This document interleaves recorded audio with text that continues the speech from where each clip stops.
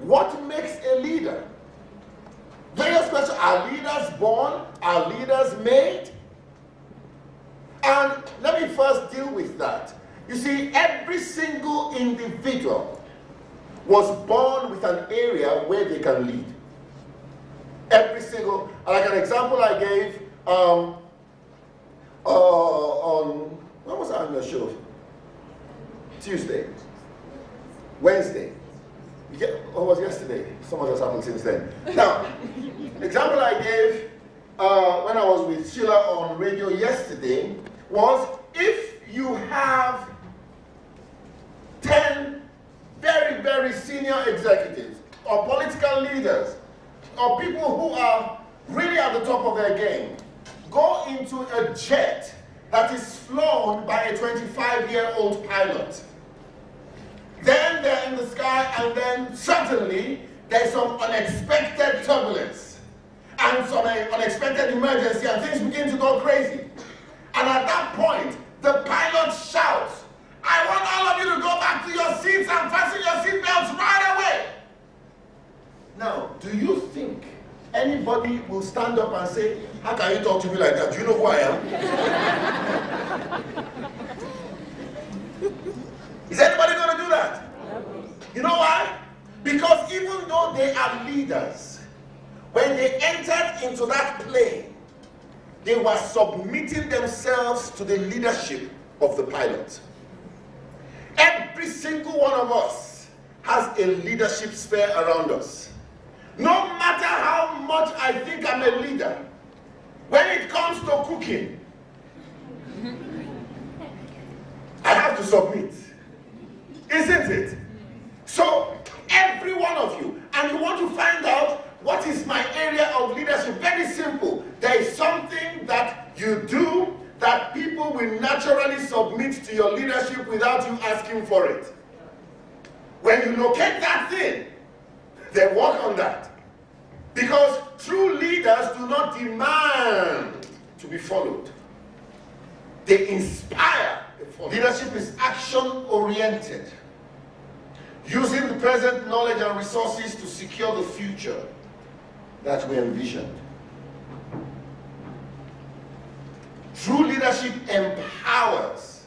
And this is very important because, you know, in a lot of African organizations, there's such a huge gap between the visionary and I see this especially in churches. A huge gap. Let me tell you, there is no joy, there is no advantage in being the brightest among fools. There is no benefit in being the most learned amongst the ignorant. So, true leadership empowers. But unfortunately, in a lot of African settings, we have people at the helm of affairs who are insecure. Alright? And let me tell you, the fact that you occupy an office does not make you, one section of, let me tell you the way it works. One section of your brain receives information, another section processes it. Many people have so many ideas, that section that receives information is overflowing. But you know what? It has not made it to the section that processes. So they have all these ideas. They have all these ideas. I mean, I have been with people. If you sit down with them and listen to their ideas, you are convinced this guy can change the world. But then you look at that person himself and you say, "Mamma mia, what's wrong with this one?" Have you met people like that before? They have all these ideas.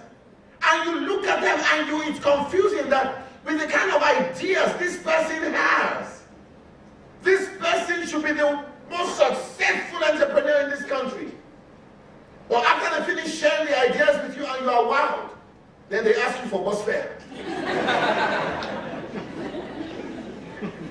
And you are saying, you know, I don't have those ideas, but I'm better off.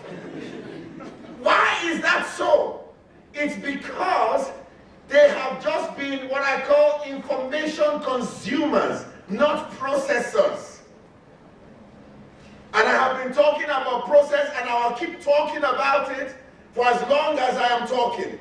And that is, the value is always in the process. You will find an excuse. Leadership is the ability to find a way, not because you want to, but because it is needed. And there's something that I call the gravity effect, which I want to leave you with. If we're going to transit and become effective leaders of ourselves, we must understand the law of gravity. And what do I mean by that? There are three words I want you to consider. First word is stagnation, progression, and regression. And these are very critical words. I've seen so many people get comfortable in stagnation. And listen to what they say. They tell themselves, I'm not moving backwards. Things are okay. But they say stay in the same spot year after year after year.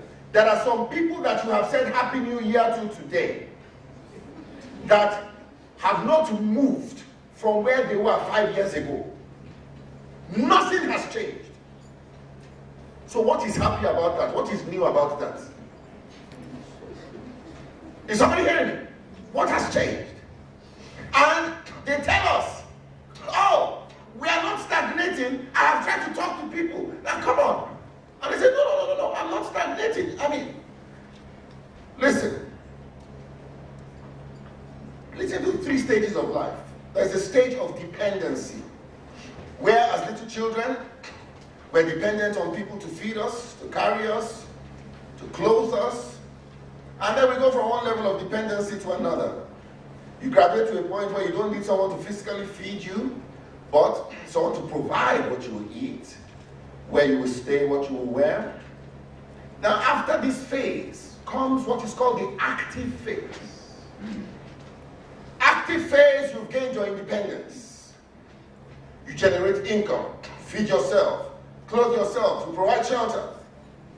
And this is the point. And everybody in this room is in the active phase. And it's the most dangerous phase. Because that's the point. Where we now just resign ourselves. Got a good job.